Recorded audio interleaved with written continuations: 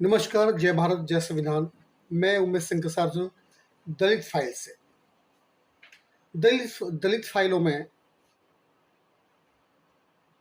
ऐसा कुछ आपको देखने को मिलेगा। अगर आप फाइलों को खंगालेंगे, अगर आप अपने आसपास हुई घटनाओं को देखेंगे, अगर आप अपने बुजुर्गों से सुनेंगे वो कहानियां, जिन कहानियों को जिया था लोगों ने, तो आपके रोंगटे खड़े हो जाएंगे, आपके पैर तले जमीन खिसकने लगेगी, आपका रोम रोम करहा उठेगा, आप तड़फ उठेंगे। क्या कुछ नहीं सहा लोगों ने, क्या कुछ नहीं सह रहे लोग। आखिर कितने वहशी, कितने दरिंदे हैं लोग। लोगों को पत्थर में भगवान दिखाई देता है, पेड़ पौधों में, नदी नालों में, कूड़ों पे, कूड़ियों पर भगवान दिखाई देता है।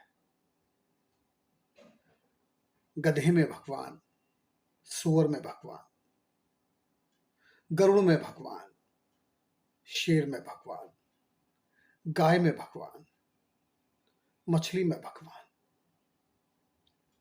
जानवरों से इतनी मोहब्बत करने वाले लोग आखिर इंसान में इंसान क्यों नहीं देखते हैं। एक घटना घटी 29 सितंबर 2006 को खैरलांजी, एक गांव मोहाली तहसील और जिला भंडारा, महाराष्ट्र में। एक बहुत मांगे नाम का एक व्यक्ति था, जिसकी पत्नी सुरेखा, बेटी प्रियंका 17 साल, बेटा रोशन 19 साल और बेटा सुधीर 21 साल। जात पात, ऊंच नीच का बोलबाला उस गांव में और उस गांव के आसपास बहुत ज्यादा था और आज भी है। बहुत पुरानी घटना नहीं है। एक जमीनी विवाद को लेकर झगड़ा हुआ और उसके गवाही में बहुत मांगे की पत्नी यानी कि सुरेखा ने गवाही दी अपने पड़ोसी के पक्ष में, जो झूठी गवाही नहीं थी, सच्ची गवाही थी। लेकिन दबंगों को, जो वहां के दबंग थे, जो ऊंच नीच के भेदभाव मानसिकता से जो ग्रस्त थे, उनको ये बर्दाश्त नहीं हुआ।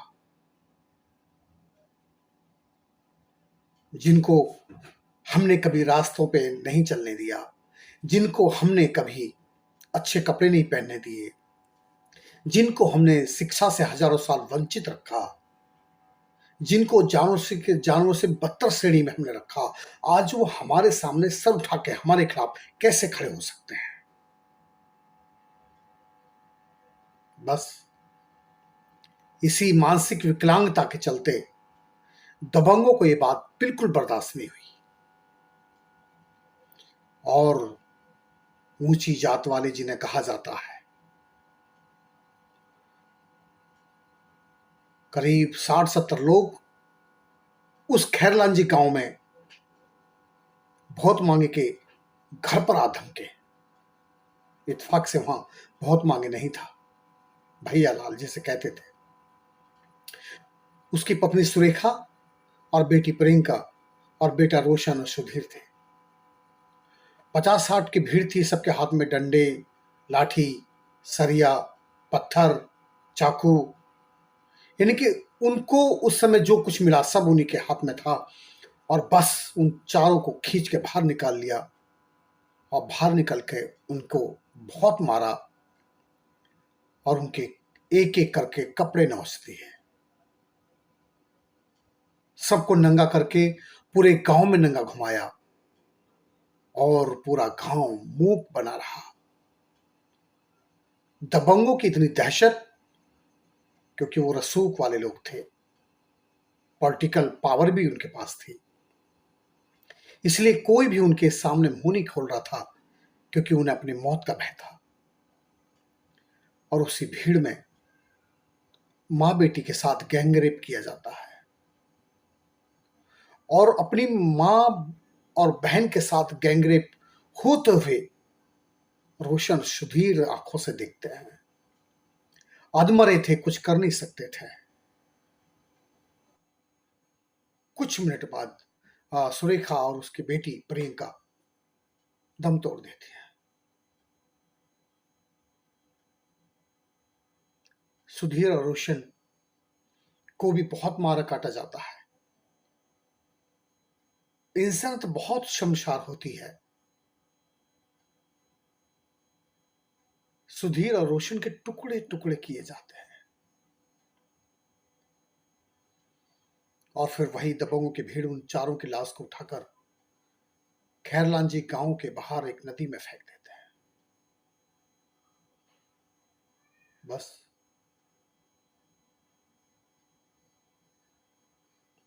जब बहुत मांगे को ये बात पता लगती है और वो अपने गांव की ओर दौड़ता है और गांव के बाहर ही कुछ लोग उसे रोक लेते हैं और कहते हैं तू घर मत जा, वरना तुझे भी वो मार देंगे।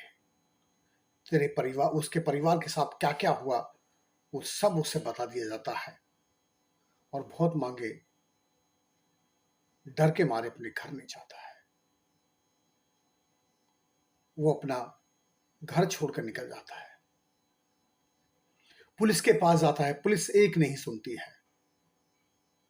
खूब गिड़गिड़ाता है, रोता है, बिलबिलाता है और पुलिस को पता था इस घटना का, लेकिन पुलिस उसकी एक नहीं सुनती। फिर 2 दिन के बाद 4 लाश नदी में मिलती है। अब 4 लाश मिली है, एक लाश तो है नहीं, तो पुलिस को भी कुछ ना कुछ करना ही होता है। वो आनन फानन में उनका पोस्टमार्टम कराती है और रफा दफा करने के लिए खाना पूर्ति करके रिपोर्ट लिखती है और इस केस को दबा देती है। लेकिन जहां हजारों लोग चुप बैठे हों, एक व्यक्ति अपनी कलम चलाता रहता है। सम्राट टाइम के नाम से वो प्रमुखता से इस खबर को छापता रहता है।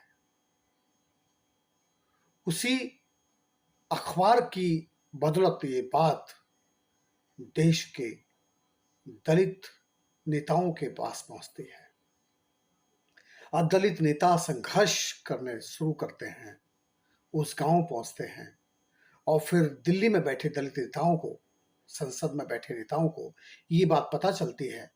तो फिर ये बात एक धीरे धीरे सुलगने लगती है और पूरे देश में ये बात पहुंच जाती है और प्रमुखता से 2 महीने के बाद टाइम्स ऑफ इंडिया अखबार इस बात को छापता है, इस घटना को, और फिर पूरे देश में बात फैल जाती है। तो पूरे देश में जगह जगह धरना प्रदर्शन, आंदोलन युवा और दलित लीडर करने लगते हैं। कोल्हापुर, सोलापुर, मुंबई, नागपुर, पुणे, सब जगह धरना प्रदर्शन और आंदोलन होते हैं और नागपुर में तो लाठीचार्ज होता है, हिंसा होती है, हिंसा भड़क जाती है। मुंबई के आजाद मैदान में हजारों लोग इकट्ठा होते हैं और दोषियों की फांसी की मांग उठने लगती है, लेकिन कोई सुनने वाला नहीं, ना केंद्र सरकार ना राज्य सरकार। राज्य सरकार में उस समय विलासराव देशमुख मुख्यमंत्री होते हैं और आर पाटिल गृह मंत्री होते हैं। कोई उनकी नहीं सुनता। लेकिन जब इस बात को मीडिया सुनती है और मीडिया भी इस घटना को प्रमुखता देने लगती है और रिपोर्टिंग होती है, न्यूज बनती है, तो फिर सरकार की किरकिरी होती है और सरकार फिर आनन फानन में ये केस सीबीआई को सौंप देती है। और उस समय सीबीआई 36 लोगों को नामजद करती है और 36 लोगों के नाम सौंपती है पुलिस को और पुलिस को केस दर्ज करना होता है। लेकिन पुलिस में छुपे हुए भेड़िए, ऊंच नीच का भेद रखने वाले भेड़िए 26 लोगों को उस सीबीआई की जांच रिपोर्ट से बाहर कर देते हैं। 10 लोगों पे मुकदमा चलता है और 2 साल के बाद फैसला आता है। 6 लोगों को फांसी की सजा यानी कि मौत की सजा सुनाई जाती है, 2 लोगों को उम्र कैद और 2 लोगों को 25 साल की सजा सुनाई जाती है। उसके बाद फिर वो मुकदमा हाई कोर्ट नागपुर की बेंच में चलता है और फिर 2013 में फैसला आता है। 6 लोगों को मौत की सजा से मुक्त कर दिया जाता है, उनको उम्र कैद सुना दी जाती है। अब बाकियों की सजा जैसे पहली थी वैसी रखी जाती है और सीबीआई रिपोर्ट में ये कहती है कि गैंगरेप नहीं हुआ।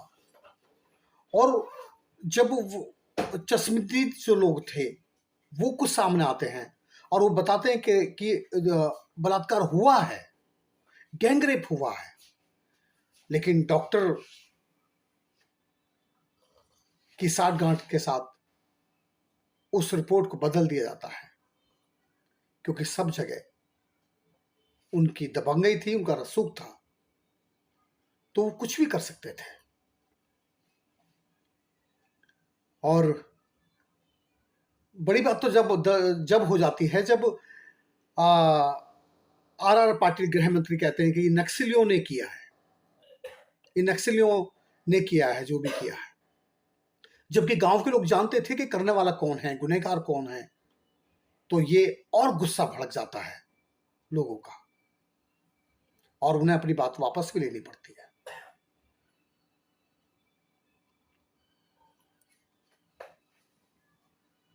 और जब भी कभी बहुत मांगे से पूछा गया मीडिया के द्वारा, इन लोगों के द्वारा, वो अपना गांव छोड़ देता है और एक वॉचमैनी करता है 15,000 रुपये महीने के लिए, और इस उम्मीद पे वो जिंदा रहता है कि मैं अपनी पत्नी, अपने बेटी और अपने बेटों के कातिलों को सजा पाते हुए देखना चाहता हूं अपनी आंखों के सामने। बस यही सपना सजोए लिए वो जी रहा होता है।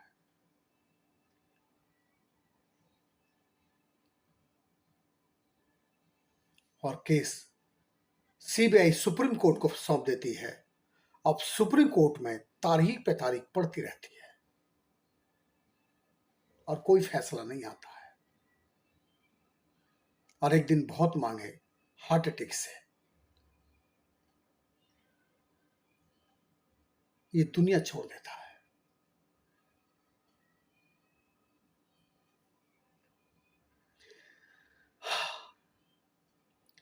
ये तो सिर्फ एक घटना है।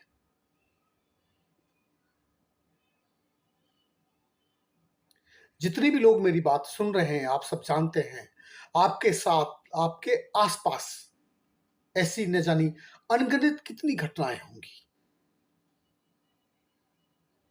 जो दब गई और कहीं जिक्र भी नहीं हुआ। बहुत सारी ऐसी घटनाएं घटती रहती हैं और लोग संघर्ष नहीं करते हैं, बर्दाश्त कर लेते हैं जुल्म को,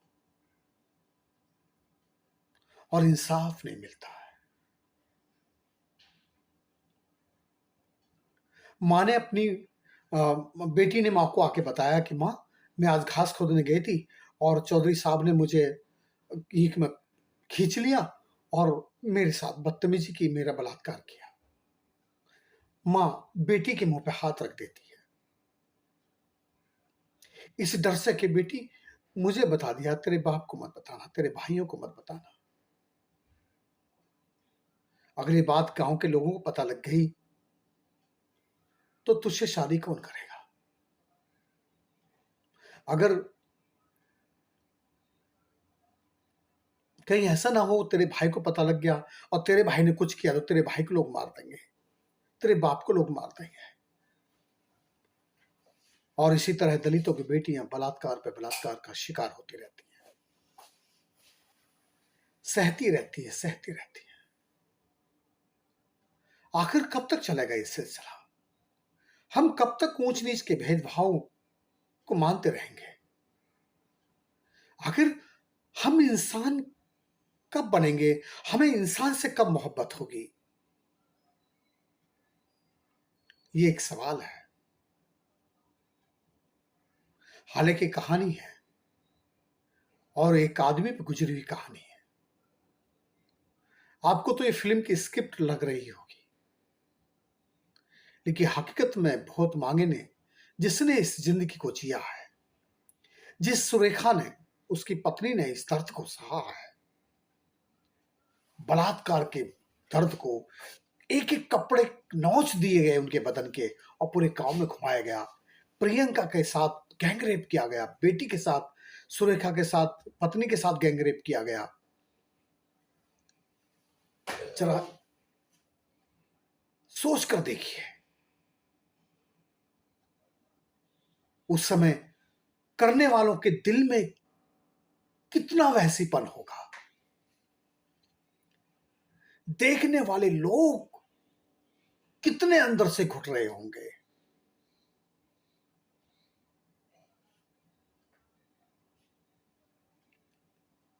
हम भले ही हम चांद पे पहुंच गए, हम मंगल ग्रह पे जाने के लिए तैयार हैं,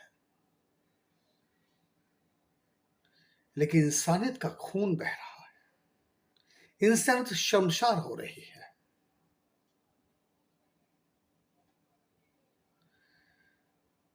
कैसे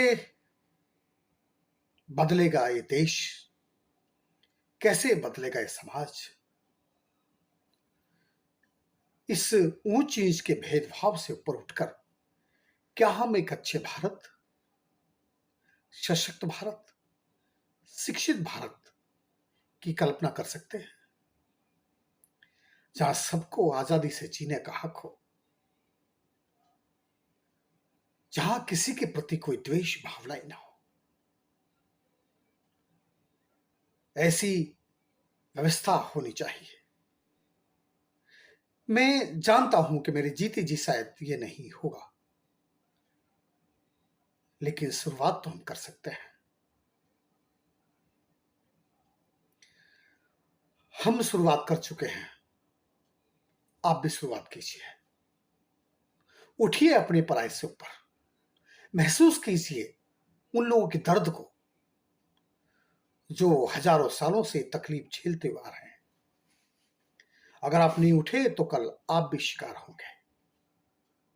इस उम्मीद के साथ कि आप शोषण मुक्त भारत का निर्माण करेंगे, इस शोषण मुक्त भारत में आपके बच्चे फले फूलेंगे और देश को महान बनाएंगे। इस उम्मीद के साथ मैं फिर कभी मुलाकात करूंगा। जय भारत, जय संविधान।